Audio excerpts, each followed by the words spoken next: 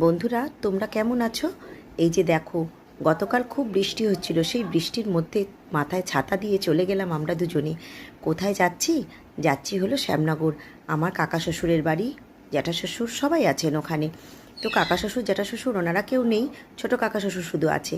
তো যাই হোক, প্রথমে ট্রেন ধরে আমরা শ্যামনগর স্টেশনে নামলাম। তো কিছুটা হেঁটে লাইনের ওই পারে যেতে হয়। সেখানে গিয়ে আমরা অটোতে উঠলাম ও তার আগে একটু মিষ্টি নিয়ে নিয়েছিলাম।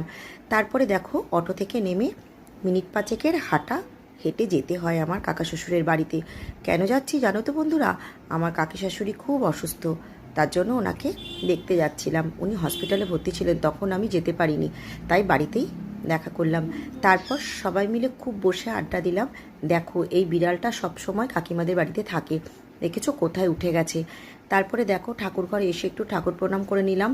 তারপরে আমার ছোটো কাকা শ্বশুর এসেছিলেন, তো সিঙ্গারা নিয়ে এসেছিলেন। তো সিঙ্গারা খেয়ে ছবিটা তুলতে ভুলে গেছি। তারপর সিঙ্গারা টিঙ্গারা খেয়ে আমরা আবার বেরিয়ে পড়লাম, বাড়ি আসতে হবে তো। তো ট্রেনের জন্য কিছুক্ষণ অপেক্ষা করছিলাম। তারপর ট্রেনটা আসলো, আমরা বাড়ি চলে আসলাম।